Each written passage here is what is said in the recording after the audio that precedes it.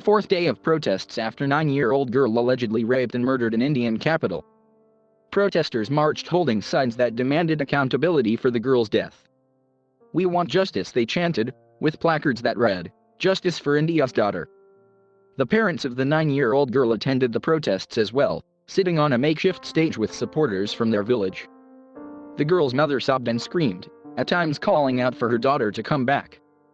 After the girl did not return for half an hour, the crematorium's priest, 55-year-old Ravi Shan, called the mother and showed her the body of her deceased daughter, said Singh.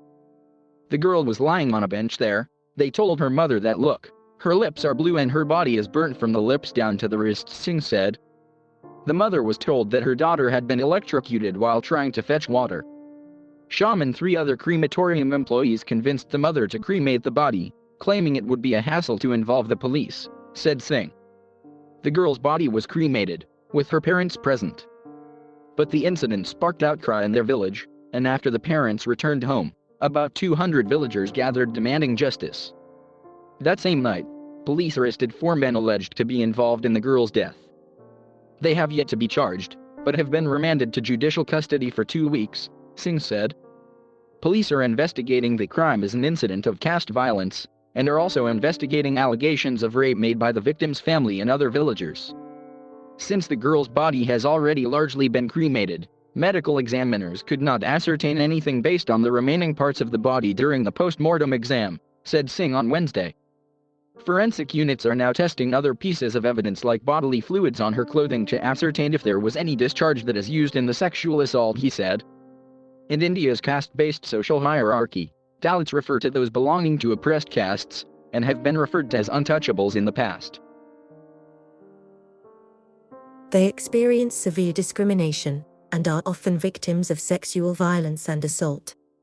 India's caste system was officially abolished in 1950, but the 2,000-year-old social hierarchy imposed on people by birth still exists in many aspects of life. The caste system categorizes Hindus at birth, defining their place in society, what jobs they can do and who they can marry. Arvind Kejriwal, the Delhi chief minister, tweeted a statement on Tuesday night after facing accusations of silence. The murder of the 9-year-old in Delhi after being ravaged is extremely shameful, he wrote, calling for the death sentence for the perpetrators. I will meet the victim's family tomorrow and do everything possible to help them in this fight for justice. Shaktisan Gohil, a member of parliament from India's main Congress party, has asked for the incident to be discussed during the ongoing parliamentary session. Dalit women at risk. The protests began Sunday night in the area where the rape took place, but have grown as anger spread. On Tuesday, some protesters burned effigies of Prime Minister Narendra Modi, as anger grew over his silence on the issue and the perceived failure of the government to protect young girls from the country's persistent rape problem. Protesters included men, women and children, some wearing masks with a cross over the mouth to signify silence from the country's leaders. My relatives live in the same village as the girl, said Anil Kumar, 46, at the protest on Wednesday. It is complete lawlessness in New Delhi. A 9-year-old is raped and the administration was sleeping. We want the harshest punishment for the accused. An example should be set by the government, he added. Women's safety cannot be taken lightly. Savita Shil, a resident in the neighborhood where the incident happened, said she was shaken when she heard about it. Activists and opposition politicians have taken to Twitter to highlight the ongoing problem of sexual violence against women and caste atrocities, which have persisted for decades despite concerted efforts to combat the issue. The daughter of a Dalit is also the daughter of the nation, tweeted Rahul Gandhi, a member of parliament and the former president of India's main opposition party, on Tuesday. The number skyrockets when taking into account other crimes against women, like sexual harassment, voyeurism, attempted rape, or other types of assault. Nearly 46,000 cases of crime against oppressed castes were reported in 2019, of which 3,486 cases were registered as rape, according to the Crime Records Bureau.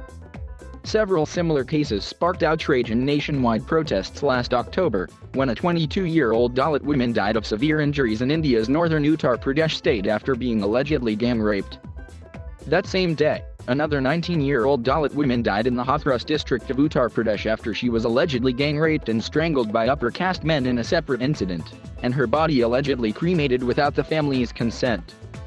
The month before that, another 13-year-old Dalit girl was raped and murdered in Uttar Pradesh, stirring fresh anger among the Dalit community. India's rape laws have been amended several times in the past decade, after a number of heavily publicized rapes and murders shone a global spotlight on shocking rates of sexual assault in India.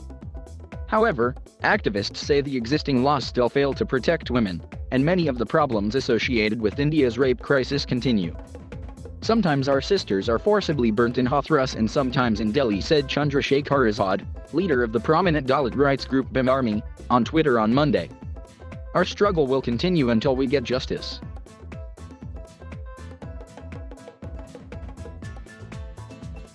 Thank you for watching. Please subscribe